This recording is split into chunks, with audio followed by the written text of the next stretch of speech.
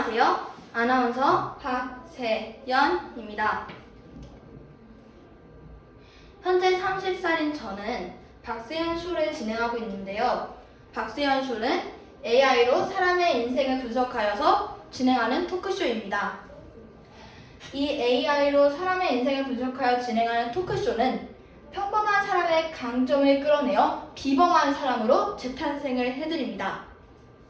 이는 AI로 분석을 하기 때문에 과학 노벨상과 방송 대상을 수상했는데요. 제가 이렇게 고수가 될 수 있었던 이유는 분명히 존재할 것입니다. 그 이유들은 무엇일까요? 제일 먼저 제가 고수가 되는데 도움을 준 인물은 오프라 윈프리입니다. 오프라 윈프리가 성공을 하기 전에 어린 시절에는 부모에게 버림을 받기도 하고 인종차별도 겪는 등 고난이 많았는데요. 하지만 성공한 인물들을 보면서 그것들을 이겨내고 결국에는 성공의 경지에 다다랐습니다. 그런데 오프라 윈프리는 성공을 한 후에는 여학교인 리더십 아카데미를 건설하기도 하고 토크쇼를 진행하면서 사람들과 대화도 하고 기부 등 선행도 많이 하였습니다. 따라서 저는 이를 저의 삶에 적용을 해서 오프라 윈프리는 매일매일 감사일기를 썼다고 하죠. 그것처럼 저도 감사일기를 적으면서 내 긍정적인 작용을 하여서 아나운서에 도움이 되게 하고 사회에 선한 영향력을 주면서 아나운서의 삶을 살면서도 남까지 챙기는 그런 아나운서가 될 수 있도록 노력해준 인물인 것 같습니다.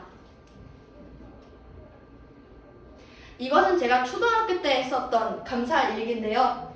이렇게 감사일기를 쓰면서 저의 긍정적인 마음을 키워나가고 아나운서로서의 삶도 키워나가고 있는 것 같습니다. 두 번째는 책인데요. 그림으로 읽는 생생심리학입니다. 심리학은 종류가 다양하죠. 저는 그 종류들 중에서 피그말리온 효과를 사용했습니다. 피그말리온 효과는 갈망하면 이루어진다라는 뜻인데요. 따라서 저는 피그말리온 효과를 사용하기 전에는 제가 하고 싶은 일인 아나운서에 대한 확신이 전혀 정확하게는 없었습니다. 하지만 피그말리온 효과를 사용한 후에는 제가 하고 싶은 아나운서라는 일에 대한 확신이 생겼습니다. 이를 어떻게 확신하게 되었냐? 바로 자기 확언을 통해서인데요. 저는 자기 전에 매일매일 나는 할 수 있다 라는 식으로 매일 확언을 하게 되었고요. 그래서 꿈에 대한 확신을 가질 수 있었습니다. 저는 자기 확언과 더불어 비전 보드를 만들었는데요. 비전 보드는 자신의 꿈에 대해서 이렇게 간단하게 정리를 해서 나타낸 보드입니다. 현재 저는 MBC 공채 입사, 연세대 언론 홍보, 과학 토크쇼를 모두 해냈습니다. 또한 제가 오프라 윈프리와 그림으로 읽는 생생심리학으로 얻은 만족감들은요. 먼저 오프라 윈프리에서 상수로서의 만족감은 감사일기로 저의 긍정 마인드를 얻게 되었고 그리고 선한 영향력을 세계에 기여하게 되었다는 점입니다. 그리고 그림으로 읽는 생생심리학에서 얻은 만족감은 꿈과 관련된 요소를 계속 인식하면서 계속 작용하고는 하고 그로 인해서 제가 성취감을 얻었다는 것에서 굉장히 만족감을 느낍니다. 그런데 여기서 감사일기와 자기 확언은 꾸준함이 필요한 것이기 때문에 저는 이것을 매일매일 반복하고 결국 이것은 저의 루틴이 되어서 현재까지도 저의 삶에 남아있습니다. 이것은 저의 다이어그램인데요. 제가 초등학생 때 그렸던 다이어그램입니다. 먼저 저는 주제를 성공 요인으로 잡고 이쪽은 영향, 이쪽은 만족감으로 잡았습니다. 그래서 한쪽은 영향으로 잡았을 때 오프라 윈프리와 생생심리학으로 나누어서 구분을 했고요. 반대쪽은 오프라 윈프리와 그림으로 읽는 생생심리학에서 제가 어떤 만족감을 나타낼 수 있는지를 정리해서 나타내본 저의 다이어그램입니다. 마지막으로 세상 모든 일은 여러분이 무엇을 생각하느냐에 따라 일어납니다. 여러분은 지금 무엇을 생각하고 계시나요? 여러분이 여러분들만의 직업 혹은 여러분들만의 어떠한 일에서 여러분들도 여러분들만의 상수가 되시길 바랍니다. 이상으로 저의 수상소감을 마치겠습니다. 감사합니다. 안녕하세요, 박지희입니다. 저는 밝은 표정과 열정적인 눈빛을 가지고 씩씩하고 긍정적인 사고를 가진 사람이 되고 싶습니다. 그러다가 곰곰이 생각해보니까 최근에 읽은 MSC 책인 안내의 일기의 주인공인 안내가 떠올랐습니다. 제가 비록 안내를 실제로 보지는 못했지만 이렇게 사진으로만 봐도 반짝반짝 빛나는 눈빛을 가진 영리하고 야무진 소녀였을 것만 같았습니다. 제2차 세계대전이라는 끔찍한 시대에 하필 유대인으로 태어난 안내는 여기저기 도망다녀야 했고 답답한 은신처에서 살면서도 긍정적인 사고로 두려움을 꿋꿋이 이겨냈다고 합니다. 무서운 독일 나치도 막지 못한 안내의 빛나는 용기는 마치 여기저기 부서지고 깨져서 작아졌지만 이렇게 아직도 단단한 돌덩이만 같았습니다. 그래서 저는 돌덩이 같은 사람이 되고 싶었습니다. 전국 역사 교산 모임에서 지은 제대로 한국사의 책을 보면 구석기 시대에 사용했던 돌인 뗀석기를 이용해 구석기 시대 사람들이 사냥과 채집을 해서 농사 도구로도 사용하고 정착 생활을 하게 됐다고 합니다. 이렇게 이 도구로 곡식을 더 많이 얻은 사람이 권력까지 쥐게 되었다고 해요. 이처럼 돌덩이는 여기저기 굴러다니는 하찮은 존재라고 생각할 수도 있지만 어떻게 쓰이느냐에 따라 엄청나게 중요하고 특별한 존재가 될 수 있습니다. 저도 이 지구의 평범한 인간 중 한 명일 수도 있지만 누구보다도 더 특별하고 어려운 상황을 꿋꿋이 잘 이겨낼 수 있는 단단한 마음을 가진 사람이 될 수 있다고 생각합니다. 감사합니다. 안녕하세요. 제 이름은 김하진입니다. 저는 원자 같은 삶이 되고 싶습니다. 원자들은 협동해서 분자를 만들고 분자들이 협동해서 생명이 됩니다. 여기 보이시는 것처럼 산소 원자 두 개가 합쳐져서 산소 분자가 되고 수소 원자 두 개하고 산소 원자가 합쳐져서 물 분자가 됩니다. 이것처럼 저는 사람들과 협동을 잘하는 사람이 되고 싶습니다. 원자는 평등하고 모두 다 소중합니다. 원자는 하나라도 빠지면 자연이 불안정해질 수 있습니다. 여기 보이시는 가족 인원 중 한 명도 빠지면 슬픈 일이 될 수 있지만 원자는 한 개라도 빠지면 우리 지구가 큰 위험에 빠질 수도 있습니다. 원자를 이용한 새로운 것의 도전. 핵융합 에너지는 수소 두 개가 합쳐지면서 생겨지는 에너지입니다. 세계가 끊임없이 도전한 끝에 핵융합 에너지를 15초 동안 가동하기에 성공했습니다. 저는 이처럼 핵융합 에너지처럼 세계가 열심히 도전하는 것처럼 저도 도전을 하는 사람이 되고 싶습니다. 원자는 창의적인 생각으로 좋은 물질을 만들 수 있습니다. 탄소는 환경을 오염시키는 나쁜 물질이 될 수 있지만 창의적으로 발전한다면 좋은 것으로 만들 수 있습니다. 여기 위에 보이시는 이거는 탄소 한 층으로 만들어진 그래핀입니다. 그래핀은 지금까지 안 소재 중 가장 단단한 소재입니다. 하지만 구부러질 수도 있어서 많은 데에 쓸 수 있습니다. 이것들은 탄소에 관련된 발명품입니다. 위에 있는 것은 탄소 나노 튜브이고 밑에 있는 것은 연필입니다. 말랄라는 평등, 소중함, 도전을 갖고 있는 파키스탄의 어느 여성 인권주의자입니다. 파키스탄에서는 한국처럼 여성의 인권이 많이 존중되고 있지 않습니다. 그렇지만 그런 환경에서도 말랄라는 여성 인권을 존중하는 게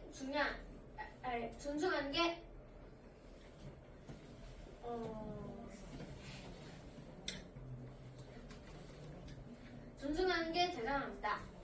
말랄라는 이렇게 말했습니다. 말랄라, 너는 용감해야 해. 너는 누구에게도 두려워할 필요 없어. 너는 그냥 교육을 받으려고 하는 거야. 너는 죄를 저지른 건 건 없어. 저는 원자처럼 협동하고 평등과 소중함을 아는 끊임없이 도전하는 창의적인 사람이 되고 싶습니다. 제 발표를 들어줘서 감사합니다. 안녕하세요. 전 김예서입니다. 저는 아이들을 위한 나는 말랄라라는 책을 연관해 스피치를 준비했습니다.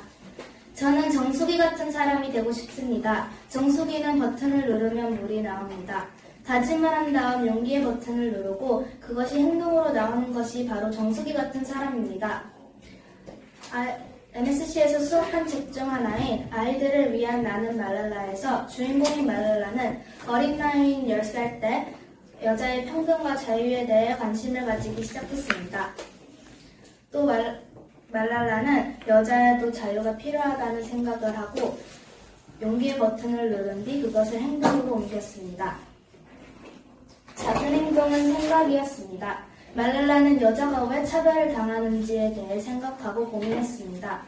그리고 그것을 방지하려면 어떻게 해야 할지도 생각했습니다. 그때 아버지께서 BBC 웹사이트에서 상급 학교 여학생이나 여자 선생님이 일기를 써주길 원한단다 라고 말씀해 주셔서 또 생각했습니다. 많은 생각 끝에 큰 행동으로 넘어간 말랄라는 BBC 웹사이트에 자기의 일상을 일기로 써서 보내고 뉴욕타임스 다큐멘터리에도 출연하며 여자의 차별적인 일상을 알렸습니다. 하지만 그것에 좋은 점도 있었지만 나쁜 점도 있었습니다. 2012년 10월 탈레반이 말랄라에게 총을 쏘았습니다. 말랄라는 다행히 회복할 수 있었고 회복 후 교육운동을 실행하여 이 모든 노력의 결과로 노벨 평화상을 받았습니다. 사람들은 무엇이 옳은 것인지 생각을 많이 하지만 용기가 부족해 그것을 실천으로 옮기지 못하는 경우가 있습니다. 저는 말랄라처럼 정수기 버튼을 누르듯 용기의 버튼을 누른 후 저의 생각을 안녕하세요. 어린이 5반 윤주화입니다. 여러분은 어떤 사람이 되고 싶나요? 모두 다 다르겠지만 저는 오뚜기 같은 사람이 되고 싶습니다. 여러분 모두 오뚜기 아시죠? 네, 맞습니다. 오뚜기는 넘어져도 다시 일어나는 전통 인형입니다. 저도 이 오뚜기처럼 어떤 일이 있어도 절대 포기를 하지 않습니다. 또 낯선 상황에 있어도 빨리 적응할 수 있는 적응력이 있습니다. 몇 년 전 스키를 처음 배울 때의 일입니다. 막상 스키장 정상 위로 올라가니 넘어질 것 같은 두려움과 포기하고 싶은 마음이 있었습니다. 하지만 저는 그때 제 장점인 빠른 적응력과 포기하지 않는 마음과 용기를 이용해 스키를 끝까지 완주했습니다. 그 결과 저는 스키를 끝내 잘 타게 되었습니다. 만약 제가 그때 스키를 포기했으면 어떻게 됐을까요?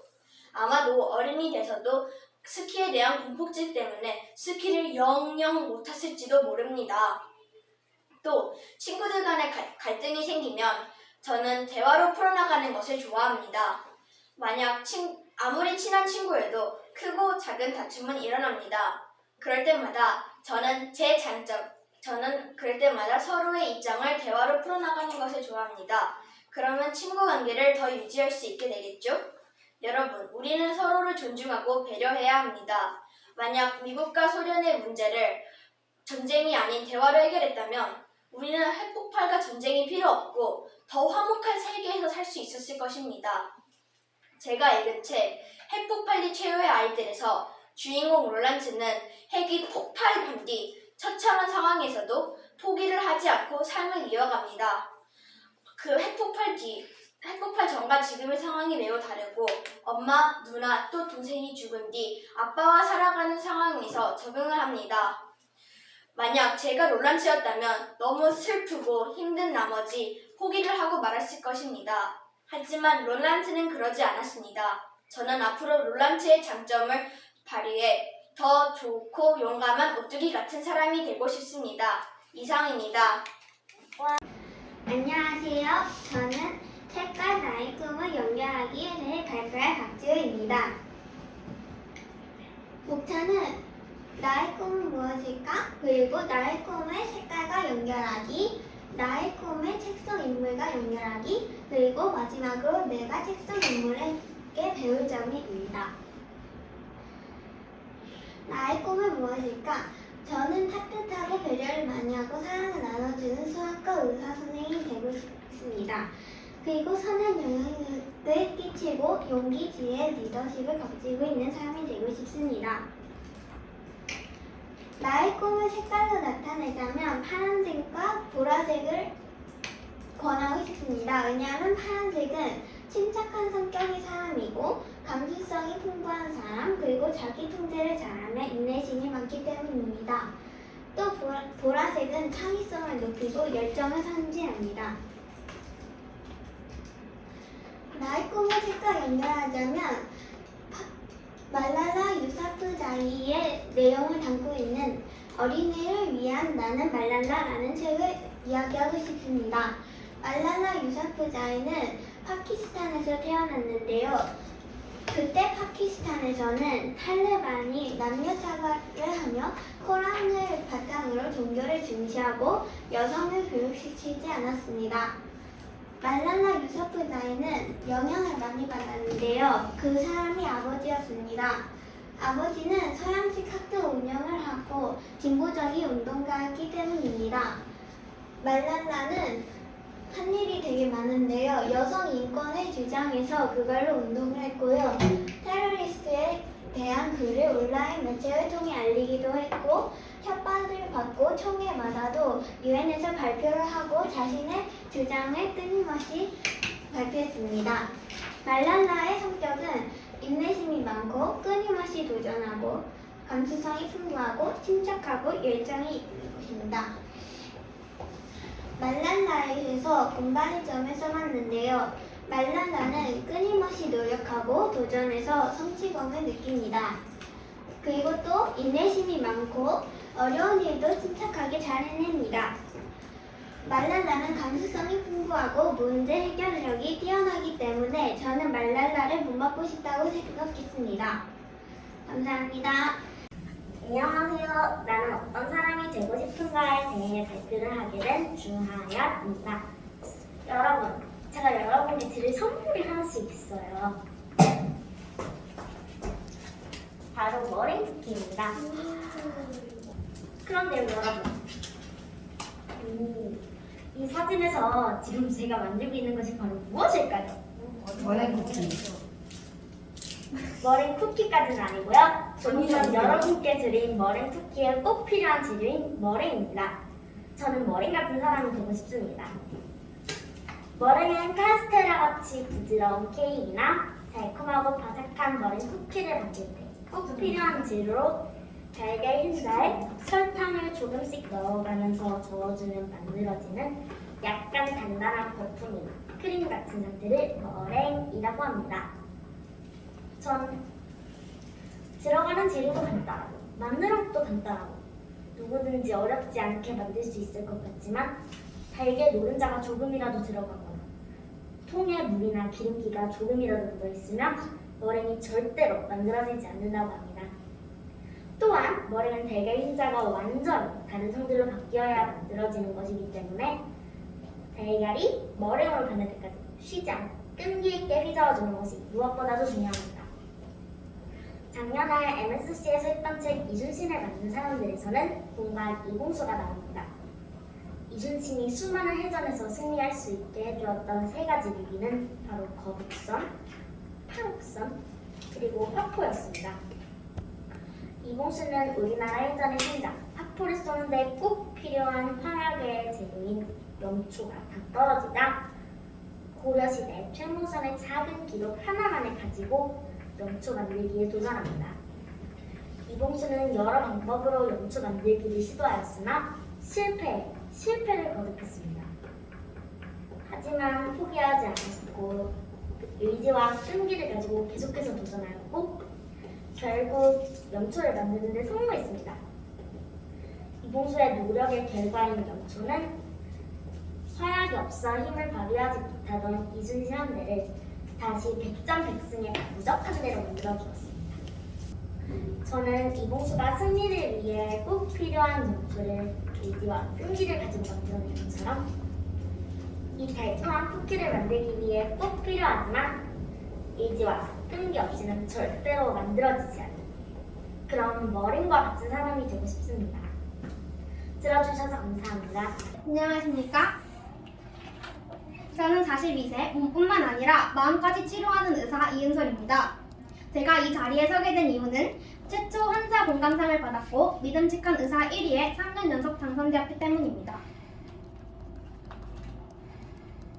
제가 어릴 때 만났던 치과 의사 선생님과 그림으로 읽는 생생심리학이 지금 제가 이 자리에 설 수 있기까지 많은 영향을 끼쳤습니다.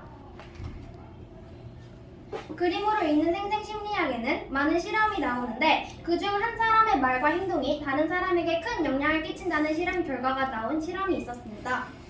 이때에도 저의 꿈은 의사였기에 저는 환자들에게 따뜻한 말과 위로를 행사하는 의사가 되기를 마음먹었습니다. 이런 마음가짐으로 생활하던 어느 날 저는 불의의 사고로 이빨이 깨지고 입술이 크게 찢어졌습니다. 그래서 급하게 응급실에 갔는데 그곳에는 저보다 상태가 심각한 환자들이 많았습니다. 환자들은 의사를 잡고 고통을 호소하거나 상황을 설명했습니다. 그때마다 의사들은 바쁘고 힘이 들어 환자들에게 짜증을 냈습니다. 저도 경험해봐서 알지만 이럴 때면 환자들은 더욱 무섭고 괴로워집니다. 이 내용도 심리학에서 나왔는데 더욱 겁에 질리고 괴로움은 몸에도 영향을 끼쳐 상태가 더 악화됩니다. 저까지 겁에 질려 대기하던 찰나에 제 이름이 불려 진료실로 들어갔습니다.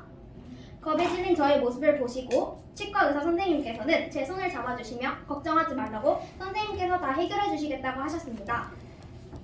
그때 긴장이 풀리고 선생님이 정말 믿음직하다고 느꼈습니다. 그리고 놀랍게도 고통이 한층 가라앉았고 이런 선생님 아래에서 치료에 적극 협조하여 얼른 나아야겠다는 생각이 들었습니다. 이 사건 이후 저는 몸과 마음까지 치료해줄 수 있는 의사가 되자고 마음먹었습니다. 그리고 열심히 노력해 이 자리까지 설 수 있게 되었습니다. 저는 이 삶을 살면서 선생님 정말 믿음직스러워요. 제 생명의 은인이에요. 덕분에 잘 극복했습니다 등 환자들이 기뻐하는 모습을 많이 보았습니다. 그때마다 전 뿌듯함과 행복을 느낍니다. 이렇게 보면 의사는 마냥 힘든 직업이 아닌 뿌듯과 행복을 느낄 수 있는 좋은 직업인 것 같습니다. 이런 감정을 느끼게 되면 환자를 더욱 공감하고 이해하게 됩니다. 그럼 환자는 치료에 더욱 적극 협조하게 되죠. 그러면 더욱 치료에 성공해서 환자는 행복함을 느끼게 됩니다. 그러면 저에게는 그 행복이 배로 돌아오게 됩니다. 행복이 배로 돌아오면 다시 환자를 공감하고 이해해 이런 일들이 반복되게 됩니다. 치과 의사 선생님과 책을 통해 저의 말 한마디가 아픈 이들에게 외상뿐만이 아닌 내면의 상처까지도 치료해줄 수 있다는 것을 알게 되어 저는 환자들에게 따뜻한 말과 위로를 선사하는 의사가 되었습니다. 그래서 전 의사는 환자의 마음까지도 치료해줄 수 있어야 한다고 생각합니다. 지금까지 제 강연을 들어주셔서 감사합니다. 안녕하세요. 저는 RNA 스페셜 파일 반효재입니다. 오늘은 나는 범고를 처음 사고한다를 발표하겠습니다. 저는 전략적 사고 역량을 키우고 싶습니다. 저는 다음과 같은 목차에 따라 발표를 해보려 하겠습니다. 먼저 책에서 제가 갖고 싶은 역량을 분석하기입니다. 먼저 한종균의 개짜화가 책업에서는 독창성을 본받고 싶으며 이야기 논어의 공자에게는 이해력을 본받고 싶습니다. 또한 무기팔지 마세요의 공의의 문제 해결력과 용기를 본받고 싶습니다.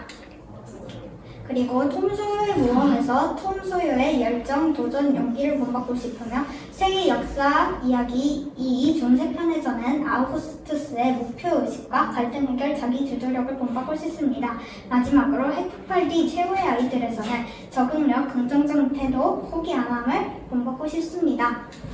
그다음으로 제가 갖고 싶은 12개의 역량을 뽑아봤는데요. 정직, 열정, 도전, 진취성, 적응력, 이해력, 갈등 해결, 추진력, 목표의식, 자기통제력, 전략적 사고, 체계적 사고입니다. 이 중에서도 총 3가지의 제가 매우 중요하게 생각하는 역량을 또 뽑아봤습니다. 정직, 적응력, 전략적 사고입니다.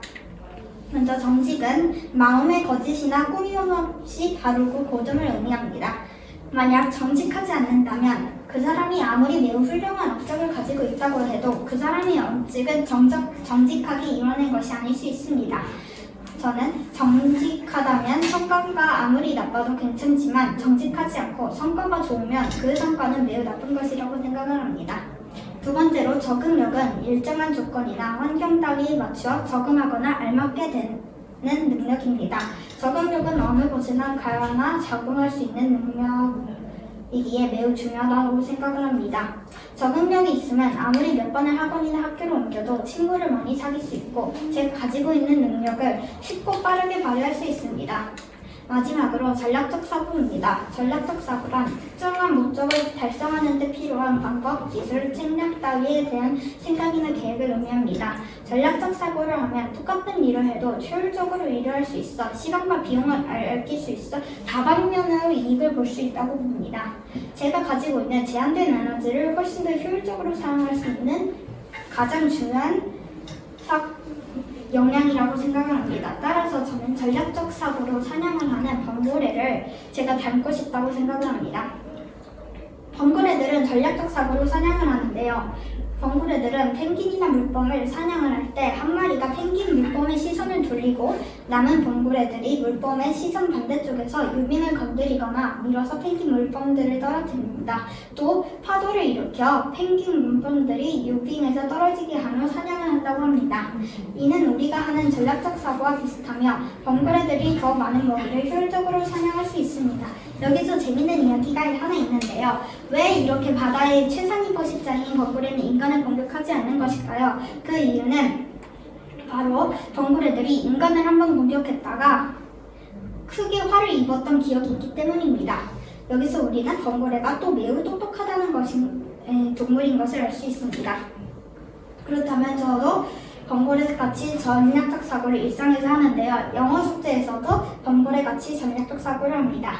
제가 잘할 수 있는 쉬운 것부터 하며 단어 암기는 오전에 집중이 잘 되는 시간에 합니다. 두 번째로 게임에서도 전략적 사고를 하는데요. 쉽고 보상이 많은 것부터 깨고 나중에 어려운 것을 깨서 훨씬 더 게임을 쉽게 깰 수 있습니다. 또한 시간을 전략적으로 사용합니다. 저는 시간을 분단위로 쪼개서 사용하는데요. 이러한 하루에 과제 4개 할 것을 10개를 할 수가 있습니다. 여러분들도 이렇게 한번 해보세요. 또 용돈 기록장을 만들어 전략적으로 돈을 사용합니다. 충동구매, 과소비를 막을 수 있어 돈을 효율적으로 관리가 가능합니다. 예로 지출 빵빵원, 수입 빵빵원, 잔액 빵빵원으로 기록을 할 수가 있습니다. 그렇다면 이러한 전략적 사고를 키울 수 있는 방법은 무엇일까요? 바로 나무부터 숲을 보는 것입니다. 나무부터 숲을 본다는 것은 나무같이 작은 것이 아닌 나무가 많이 모여 큰 것을 본다는 의미입니다. 두 번째로 먼 미래를 내다보는 통찰력을 키워야 합니다. 가까운 미래가 아닌 먼 미래를 내다보며 전략적 사고를 키울 수 있습니다. 세 번째로 과거 경험에서 배우는 것입니다. 과거 경험에서 아쉬웠던 점, 반성할 점들을 뽑아서 나중에는 다신 그렇게 하지 않게 만들고 또한 그거 잘못했던 점을 더 반성을 하며 전략적 사고를 키울 수 있습니다. 마지막으로 다양한 시각을 바라보는 것입니다. 다양한 시각으로 물체나 도형, 생각 등을 바라보면은 훨씬 더 전략적으로 사고를 할 수 있어 훨씬 더 많은 이득을 창출할 수 있습니다. 감사합니다. 안녕하세요. 저는 뭐가 되고 싶을까에 대해서 발표할 성세연입니다. 그리고 제가 갖고 싶은 역량에 대해서도 말하겠습니다. 첫 번째로 목차에 대해서 살펴보자면 첫 번째로 자유를 주는 분, 두 번째로 저희가 이상적으로 생각하는 사람, 세 번째로 제가 갖고 싶은 역량에 대해서 살펴보도록 하겠습니다. 만약 제가 이상적으로 생각하는 사람이 궁금하다면 따라와 주시길 바랍니다. 일단 먼저 제가 왜 불치 되고 싶냐면요. 첫 번째로 저는 자유를 친구들에게 주고 싶습니다. 첫 번째로 어디서든지 어떤 상황에서도 상상한 모든 것을 그려낼 수 있습니다. 예를 들면 자신의 방구석에 처박혀 있어도 이렇게 넓은 우주 세상을 경험할 수 있고 코로나가 확진되어 아무 데도 못 갈 때도 행복한 공항을 경험해 볼 수 있습니다. 두 번째로 붓은 친구에게 자유와 용기 그리고 희망을 심어줍니다. 이 그림을 붓으로 그릴 때면 그 그림을 보고 나도 이렇게 해봐야지 나는 꼭 이렇게 성공할 수 있을 거야 라고 생각하게 될 수 있습니다. 그리고 자유를 주는 불씨는 현실로부터 빠져나가게도 해줍니다. 직시하기 어려운 현실로부터 도피하게 해주는데요. 친구가 엄청나게 힘들 때 위로해주고 즐겁게 해주는 것이 붓의 특성이라고 생각합니다. 그리고 또한 이 붓은 붓과 먹과 벼루와 종이가 모두 따로따로 있으면 아무것도 만들어내지 못합니다. 하지만 붓과 먹과 벼루와 종이 모두 같이 있으면 이런 멋진 그림을 만들 수 있습니다. 그리고 한쪽 눈의 글자가 최고가 연결시키자면 최고가 현실에 있을 때와 그림을 그릴 때 정반대였습니다. 현실에 있을 때는 고단한 삶 때문에 술을 많이 마시고 힘들어했는데 붓으로 그림을 그릴 때면 자유롭고 이렇게 현실로부터 도피할 수 있었습니다.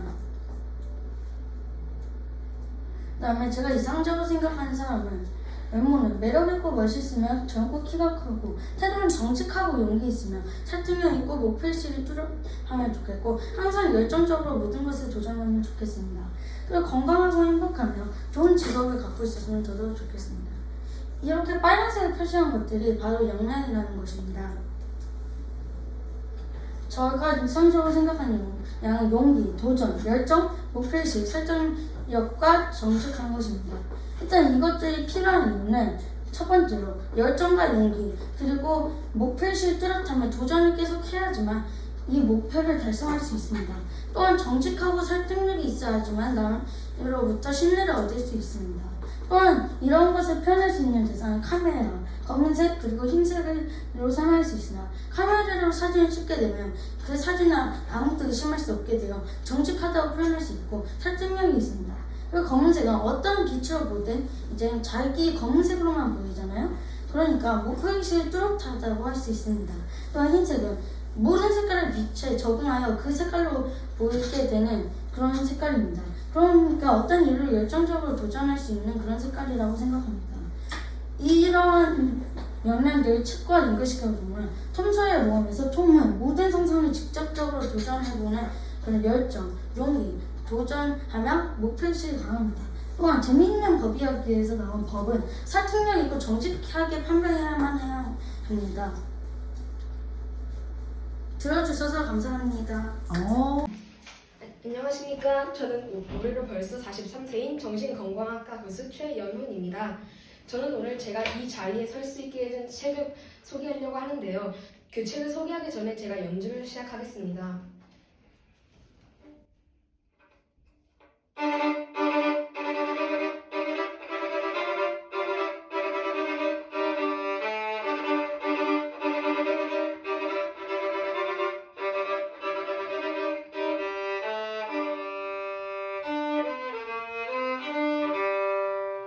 여기까지 하겠습니다.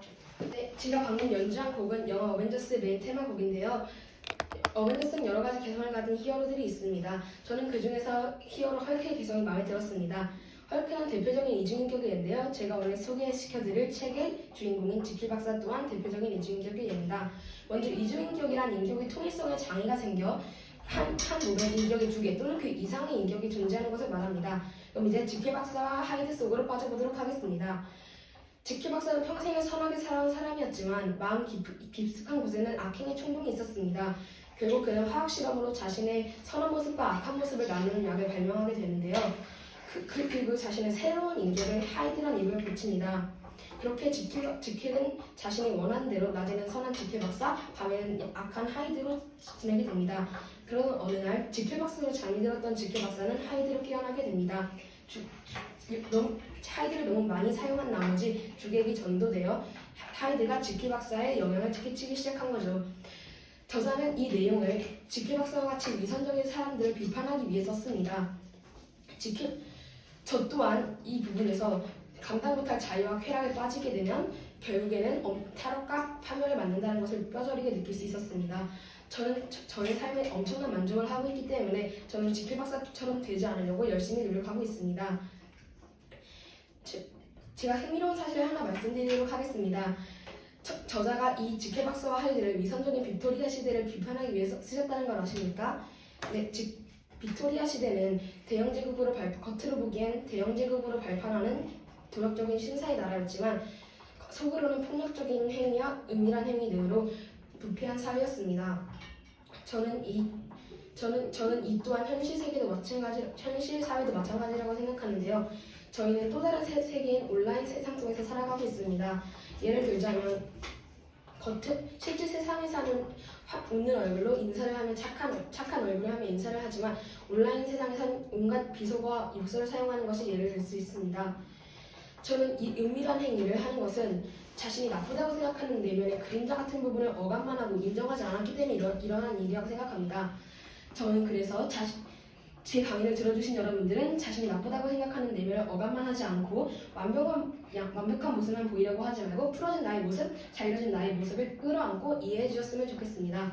그럼 이상으로 정신건강학자인 최연훈의 강의를 들어주셔서 감사합니다.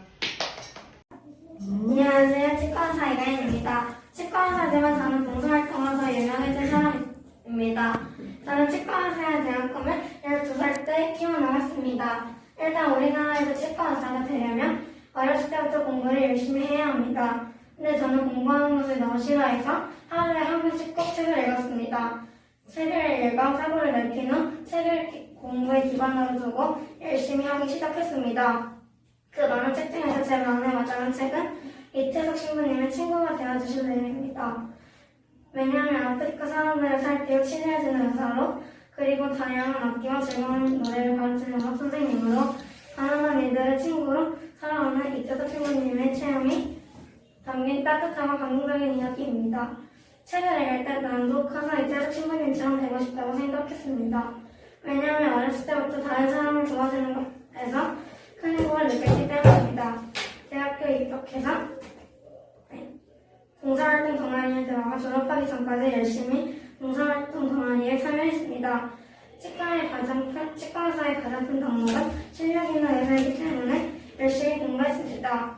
우수한 성적으로 졸업 후 35살에 치과를 개업했습니다. 10년 후 45살 때 보육원에 가서 아이들의 치아를 고쳐주고 검진도 해주었습니다. 제가 아이들을 좋아해서 보육원에 정기적으로 검진하러 갈 때마다 행복했습니다. 보육원 아이들을 검진해주러 가면 손편지와 간식을 주는데 그것이 제가 봉사하게 만들어주는 원동력인 것 같습니다. 저희 가치관은 세상에 쓸모 있는 사람이 되자인데 그것을 이룬 것 같아 뿌듯합니다. 세상을 나 혼자 살아가는 것은 의미가 없습니다. 혼자서 할 수 있는 일이 없기 때문입니다.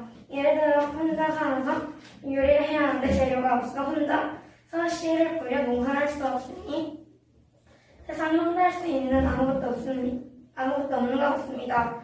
자신의 재능은 혼자서 밝혀지지 않고 다 같이 해야 빛이 밝혀지는 것처럼 다 같이 더불어 살아가는 사회이기 때문에 서로 배려하며 살아야 할 것 같습니다. 감사합니다. 난민들 인적사항 확인하고 난민들에게 밥을 나누어줍니다. 그로 인해 난민들이 자신들의 삶을 살 길을 찾게끔 도와줍니다. 그래서 강연에 소개된 이유에 대해 발표하겠습니다. 먼저 강연은 제 생각에서 우러나온 것인데 여러분들이 제 렌즈를 보고 존중 받아들이면 이게 제가 여러분들의 상수가 되는 것이죠. 그러면 제가 강연에 서게 된 이유입니다. 그리고 두 번째로 제가 이 강연선 이유 두 번째를 말씀드리겠습니다. 저 자신이 타인이 저 자신과 같이 공감한다면 이것 또한 제가 강연에 선 이유가 되겠습니다. 그래서 영향을 준 것에 대해 발표하겠습니다. 먼저 영향을 준 것은 영향을 저 자신에게 준 것은 먼저 책이 있는데요. 빨간 양털조끼의 세계 여행으로 부제는 우리 앞에 펼쳐진 세계와의 진실입니다. 그래서 이 빨간 양털조끼의 세계 여행은 세계화에 대해 말하고 있는데요. 그리고 이 부제는 우리 앞에 펼쳐진 세계화의 진실로 세계화의 양면성에 대해 얘기하고 있습니다. 그리고 이 세계화의 나쁜 점은 당연히 난민은 당연히 이 세계화의 나쁜 점이겠죠. 그래서 이 난민은 차별, 배고픔, 생각정을 겪고 있습니다. 그리고 저는 이 난민들이 놀랍고 불쌍하게 느껴집니다. 그리고 저 또한 차별, 배고픔, 생각정을 느끼고 있는데 이 생각정이라는 게 좀 먹고 사는 것도 있고 그래서 이게 연관이 되어서 뭔가 저랑 난민이 같은 처지를 느끼게 해서 난민이 불쌍하게 느껴집니다. 하지만 보시면 저 자신은 근심이 이 정도밖에 안 되니까 난민은 훨씬 높습니다. 그래서 이것 때문에 더 불쌍하게 느껴집니다. 이걸 보시면 이 난민들이 배를 타고 가는 것이 보일 텐데요. 다 눈동자를 갈 길 잃은 눈동자고 다 걱정스러운 표정입니다. 그래서 영향을 준 것 두 번째로 사람이 있습니다. 네, 그 사람은 다름 아닌 선생님인데요. 학교 선생님입니다. 네, 체육 시간에 그 팀을 고를 때인데요. 제가 그 팀을 고르는 사람이었는데 선생님께서 차별 없이 골고루 고르시라고 했습니다. 근데 제가 그때 왜? 라고 물어봤죠. 그래서 선생님이 뭐라고 하셨냐면 사회에 반영해서 말씀하셨는데 먼저 제가 권력 있고 이기적인 사람으로 비유해서 말씀하셨고 팀으로 뽑히기 기다린 친구들은 권력 없는 사람들이라고 했습니다. 그래서 사회에는 이 권력 있고 이기적인 사람들이 권력 없는 사람들을 처치하고 고려하지 않는 것을 많이 보실 수 있는데요. 그래서 이 사람들은 누군가 간절하게 도와주길 원합니다. 예를 들어 난민이 속하겠죠. 그래서 선생님은 잘 사는 법에 대해 말씀하시기도 했습니다. 먼저 상위 계층과 하위 계층은 있는데요. 상위 계층이 하위 계층을 도와주고 생각해주는 그런 마인드가 필요하다고 하셨습니다. 그래서 이 도와주고 생각해주는 직업이 바로 난민 자원봉사자여서 제가 그 직업을 고르게 된 것입니다. 그래서 제 삶에 대한 평가를 말씀드리겠습니다. 제 삶은 양면성이 있는데요. 긍정적인 점과 부정적인 점이 있습니다. 그래서 긍정적인 점에 대해 살펴보자면 저는 난민들을 도와주는데요. 이 도와주는 것이 제가 원했던 삶이기도 하고 이게 사회에 도움이 되기도 하여 이 난민들을 도와주는 것을 통해 저에게 좋은 세상을 만들 수 있다는 것이 장점이었습니다. 하지만 부정적인 것도 있는데요. 먼저 물리적인 것이 있습니다. 물리적으로 힘든데요. 왜냐하면 제가 있고 난민이 있으면 이 난민이 부족한 것이 있잖아요.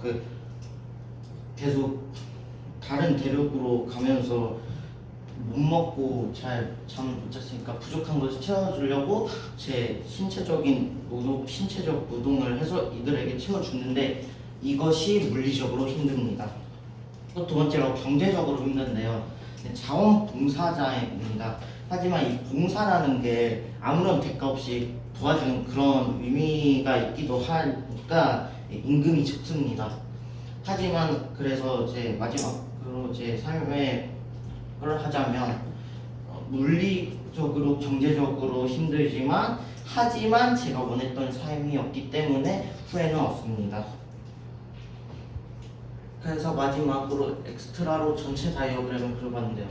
인생 도처 유상수가 있으면 이 인생 도처 유상수는 제 삶에 연관되어 있습니다. 저는 난민 봉사자고 그래서 제 삶의 긍정적인 것은 제가 원하는 직업을 얻었고 제가 원하는 삶을 살고 있다는 것입니다. 반대로 부정적인 것은 물리적으로 힘들고 경제적으로 임금이 적은 것입니다. 그래서 의미는 이 인생 도청 유상수의 의미는 뛰는 놈 위에 나는 놈이 있다라는 의미로 겸손한 마음으로 자신을 과시하지 말자는 그런 의미가 있습니다. 그래서 영향으로는 책 빨간 양털조끼의 세계 여행과 선생님 현대사회 문제점을 제시하고 저희 가치관에 큰 영향을 주신 선생님이 있습니다. 그래서 제가 강연에 나온 이유는 누군가의 선수가 되기 위해서 그리고 나를 알아주고 공감받기 위해서 강연에 나온 것입니다. 네, 이상입니다. 안녕하십니까, 최지효입니다. 제가 갖추고 싶은 역량들은 무척이나 많지만 그중 가장 중요하다고 생각하는 역량 3가지를 뽑아보았습니다. 그리고 이러한 영향들을 잘 나타내는 대상 또한 생각해 보았습니다. 저는 주변에서 흔히 볼 수 있지만 그만큼 매력적인 도형인 원 같은 사람이 되고 싶습니다. 그리고 제가 갖추고 싶은 역량은 자기주도력, 목표의식, 그리고 전략적 사고입니다. 여러분은 원에서 무슨 특징을 찾으셨나요? 저는 원이 굴러간다는 특징을 찾았습니다. 원이 굴러간다는 특징에서는 자기주도력과 목표의식을 찾았습니다. 원은 혼자의 힘으로 굴러갑니다. 이를 통해 자기주도력을 찾았습니다. 자기주도력이 중요한 까닭은 자기주도력을 가져야 쉽게 흔들리지 않고 자기가 하는 행동에 자신이 주체가 되어야지 그 다음 일도 수행해 나갈 수 있다고 생각하기 때문입니다. 원은 혼자의 힘으로 굴러가기도 하지만 한 가지 방향을 목표로 굴러가기도 합니다. 이를 통해 목표의식을 찾았습니다. 목표의식이 꼭 필요한 까닭은 어떠한 목표를 가지면 그 목표를 달성하기 위해 노력할 것이고 이는 곧 성공이 쉬워진다는 뜻이기 때문입니다. 마지막으로 전략적 사고 또한 정말 중요합니다. 원의 중심은 원을 둘러싸는 여러 점들에 의해 수많은 관점에서 보여집니다. 이를 통해 한 사건을 여러 방면에서 바라본다는 뜻의 전략적 사고를 찾았습니다. 전략적 사고가 정말 중요한 까닭은 전략적 사고를 가져야 여러 문제점을 파악하고 보다 나은 방법을 택할 수 있기 때문입니다. 저는 이러한 역량들을 한윤섭의 서찰에 전하는 아이에서 찾았습니다. 이 책의 주인공은 서찰에 전한다는 목표를 가지고 희망을 잃지 않았습니다. 또한 남들에게 의지하지 않고 혼자서 판단과 결정을 하였기에 자기주도력 또한 갖추고 있습니다. 그리고 여러 경우를 고민해보면 신중하게 판단하였기에 전략적 사고 또한 갖추고 있습니다.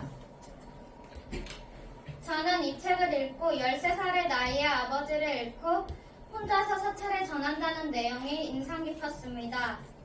또한 어린 나이에도 불구하고 이러한 역량들을 모두 갖추고 있는 주인공이 존경스럽고 놀라웠습니다.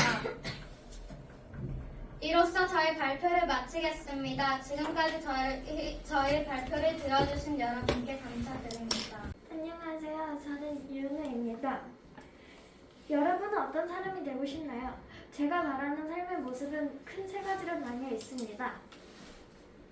저는 일단 희망을 주는 사람이 되고 싶고 또한 창의적인 사람이 되고 싶고 마지막으로 따뜻한 사람이 되고 싶습니다. 제가 첫 번째로 되고 싶은 물건은 전구입니다. 세상의 모든 불이 꺼졌을 때 항상 밝고 반짝거리는 아이디어를 내서 다른 사람에게 용기와 희망을 주는 사람이 되고 싶습니다. 어두운 세상을 밝힌 전구 같은 사람은 바로 이번 MSC 프로그램에 말랄라와 같은 사람이 있었습니다. 여성의 인권과 교육의 중요성을 일깨워준 인권운동가라고 불리고 있는데요. 힘과 권력이 없었던 파키스탄과 아프가니스탄의 여자아이들과 교육을 받고 있지 못한 여성들에게 비판적인 사고를 할 수 있도록 다른 세계를 열어주고 기회를 주었습니다. 두 번째로 저는 바퀴 같은 사람이 되고 싶습니다. 인류 역사상 거의 가장 위대한 발명품으로 판정되고 있는 바퀴처럼 전 창의적인 사고를 하는 사람이 될 것입니다. 창의적인 사고를 통해 꼭 필요한 바퀴 같은 사람은 결코 즐길 수 없는 페인트질을 놀이로 바꾼 톰 소여가 있습니다. 톰 소여는 폴리 이모가 담장 페인트질을 하라고 한 뒤 그 다음에 그것을 놀이로 바꾼 톰의 창의적인 리더십으로 문제를 해결했듯이 바퀴 역시 인간이 만들어낸 가장 창의적인 발품 중 하나로 없어서 안 될 중요한 통신수단의 롤을 하고 있습니다. 즉 저도 창의적인 사고를 통해 바퀴 같은 사람이 되고 싶습니다. 마지막으로 전 모닥불 같은 사람이 되고 싶습니다. 모닥불처럼 따뜻하고 온기를 더할 수 있는 열정적인 사람이 되고 싶습니다. 세상을 따뜻하게 감싸주는 모닥불 같은 사람은 핵폭발 뒤 최후의 아이들의 주인공 롤란드처럼 핵폭발 이후와 핵폭발인의 가족의 대부분과 친구들의 대부분을 잃었지만 인간에 대한 존중과 착한 본성을 잃지 않고 타인을 도와주고 마을의 재건에 앞장섰습니다. 예를 들어 학교를 물려받고 학교를 세우는 것에도 도와준 것이 예입니다. 힘든 상황에도 불구하고 세상을 감싸줄 수 있는 모닥불 같은 열정을 세상으로 포옹을 하였습니다. 저도 롤란드 같은 사람이 되고 싶습니다. 즉 제가 바라는 삶의 모습은 첫 번째로 정부 같은 말랄라처럼 어두움을 깨우쳐 용기와 희망을 주는 따뜻한 긍정적인 변화를 만드는 사람. 두 번째, 톰처럼 발상의 전환을 통해 창의적 문제 해결을 일으켜낼 수 있는 사람. 세 번째, 모닥불처럼 롤란드처럼 힘든 상황에도 따뜻한 리더십으로 세상을 감싸줄 수 있는 사람이 되고 싶습니다. 감사합니다. 안녕하십니까. 인생도처 유산소 강연에 나오게 된 심리학자 남예진입니다. 저는 오늘 여러분에게 상수에 관련된 이야기를 하려고 합니다. 하지만 먼저 저를 잘 모르시는 분들을 위해 간단한 자기소개를 드리도록 하겠습니다. 아까 말했듯이 제 이름은 남예진이고 27세 아동심리학자로 일하고 있습니다. 서울대 심리학과 석사로 현재로는 한국아동심리치료학회 회원으로 일하고 있습니다. 저서를 말해보자면 쉽게 알아보는 무의식의 심리, 재미있고 유쾌한 대화를 위한 모든 것을 비롯해 수많은 책을 출판하였고 초등학교 아동심리 강연과 중학교 청소년 심리상담을 진행하고 있습니다. 하지만 이렇게 제 꿈을 이루는 데는 많은 과정이 있었습니다.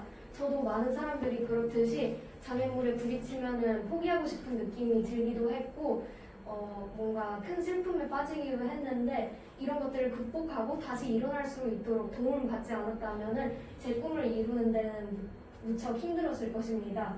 이렇게 저에게 도움을 준 몇 가지를 알아보자면 첫 번째로는 그림으로 읽는 생생심리학이라는 책이 있습니다. 여기에는 누구나 한 번쯤은 궁금해하는 심리 사항을 정리해서 심리학의 유명한 실험들을 생활심리학 접목해 되게 쉽게 설명을 풀어냈습니다. 이로써 심리학을 어려운 학문에서 유용한 심리학문으로 생각을 바꿔주는 데 큰 기여를 했고 따라서 저에게 심리학에 대한 호기심을 자극하고 심리학에 대해서 더 깊은 관심을 주는 데 도움을 주었습니다.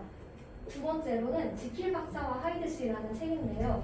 여기에서는 사회적으로 명망이 있는 지킬 박사의 내면에 또 다른 향락을 추구하는 또 다른 자아 하이드가 존재한다는 내용으로 인간의 양면성을 잘 그려냈습니다. 또 이와 더불어 날카로운 심리 묘사와 그 당시 영국의 사회적 배경까지 살짝 비유적으로 표현해서 짜임새 구성으로 심리에 대해 더 깊이 생각할 수 있는 기회가 되었고 고등학교 때 학과 선택 때 중요한 길잡이가 되었습니다.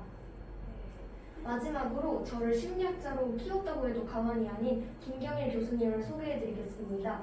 김경일 교수님은 아주대학교 심리학과 교수로 제가 대학교 1학년 때 처음 만나신 분인데 여름 세미나에서 선생님이 특별 강의를 듣고 제 진로에 큰 영향을 주셨는데요. 제가 후에 김경일 교수님을 다시 만나서 어쩌다 어른이라는 강의 방송을 위한 아동의 메타인지 연구를 공동으로 진행한 적이 있었습니다.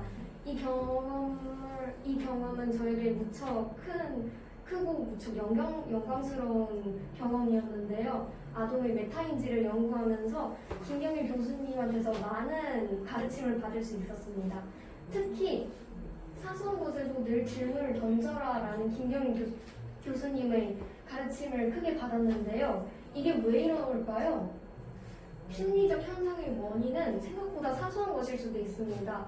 원인을 고려하는 원인이 될 수 있는 많은 요소들 중에서 원인을 찾으려면은 무척 신중하고 다양하게 고려를 해봐야 되는데 사소해 보일지라도 이 원인은 후에 큰 영향을 미칠 수 있으므로 늘 주의를 해야 한다는 마음가짐을 가지게 되었습니다. 근데 제가 생각을 했는데요. 이 마음가짐을 사람에게 접하면 어떻게 될까요? 뭔가 보잘것없어 보이는 상대의 행동 하나하나도 무척 중요하고 뭔가 큰 일을 이룰 수 있다는 생각을 하게 될 것입니다.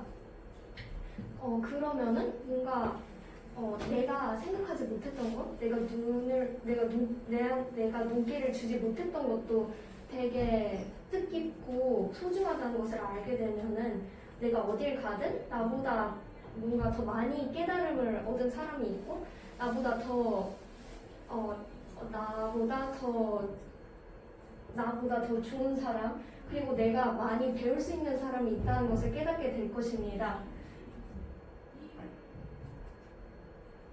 그래서 내가 어디에 가든지 인생의 가르침을 나에게 전달해 줄 수 있는 사람이 있다는 것을 알게 되면은 누구나 인생의 상수가 될 수 있다는 것을 느끼게 될 것입니다. 이렇게 많은 것을 배우려고 노력을 하는 많은 것을 배우려고 하는 마음가짐이 있으면은 보다 더 많은 삶의 지혜를 얻을 수 있을 것입니다. 제가 이렇게 많은 상수로부터 인생의 가르침을 얻었다면은 이제는 제가 상수가 되어 사람들에게 도움을 주길 바라겠습니다. 이것은 저희 또 다른 꿈이며 결실로 이어질 수 있을 것 같습니다.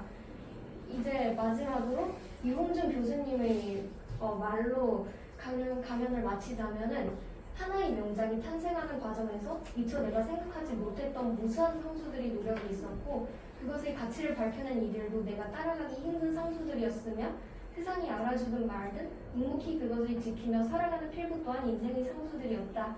감사합니다. 안녕하십니까. 저는 대한민국 최초의 노벨 의학상 수상자 김서연입니다. 시작하기에 앞서 자기소개를 하겠습니다. 저는 바이러스 백신 개발자 김서연입니다. 저의 나이는 37살이고요. 직업은 과학자입니다. 저는 나름 즐거운 삶을 살고 있는데요. 그 일상의 즐거움은 제가 치료제를 개발해 사람들이 행복해하는 모습을 보았을 때인 것 같습니다. 목차에 대해서 간단하게 소개해드리겠습니다. 첫째, 신종 바이러스 백신 치료제 개발 과정. 둘째, 제가 치료제를 개발하여 노벨 의학상을 받을 수 있었던 저의 마음가짐. 셋째, 저의 인생에 영향을 준 요소. 넷째, 삶을 살면서 느낀 만족도와 부족함. 그리고 저에게 인생이란 땡땡이다 라는 순서로 진행하겠습니다. 첫째, 신종 바이러스 백신 치료제 개발 과정에 대해서 설명해 드리겠습니다. 다음의 과정은 세밀한 과정들이 생략되어 아주 간단하게 나타낸 과정입니다. 먼저 바이러스 연구를 하고 연구한 바이러스에 대한 논문을 정리합니다. 그리고 연구한 바이러스에 대한 백신 치료제를 개발합니다. 둘째, 백신 치료제를 개발하여 노벨 의학상을 받을 수 있었던 저의 마음가짐에 대해서 알려드리겠습니다. 저의 마음가짐은 끊임없는 노력입니다. 노력하는 것은 어쩌면 표준적이고 가장 기본적인 것이라고 할 수 있습니다. 그만큼 말로는 쉬운데요. 하지만 저는 정작 지키는 사람들은 별로 없다고 생각합니다.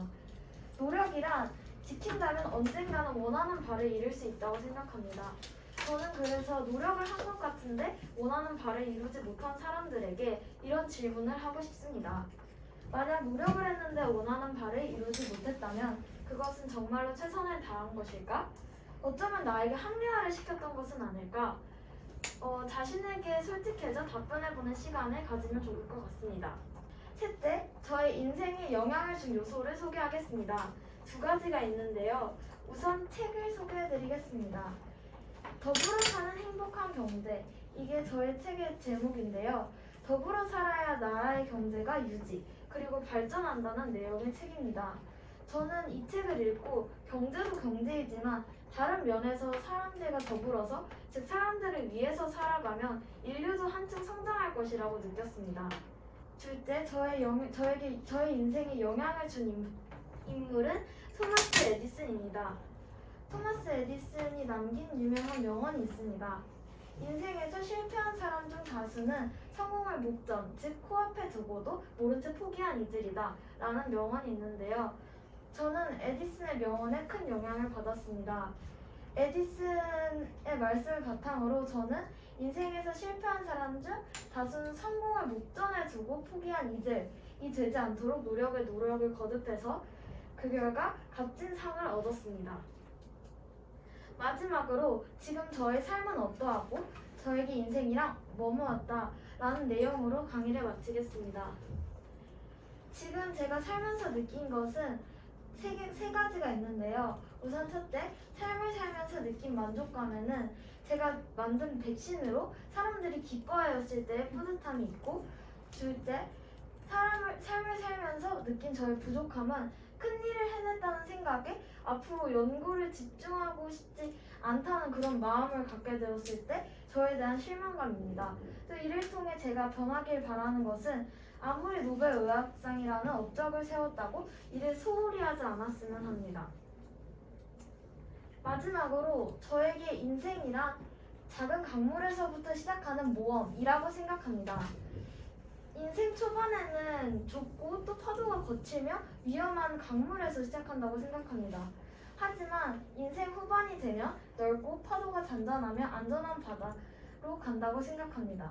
그러므로 만약 여러분들이 힘든 위치에 있다면 그것은 강물에서 바다로 가는 모험 중 한 과정이라고 생각하시며 그것을 극복해내셨으면 좋겠습니다. 이상 저의 강의를 들어주셔서 감사합니다.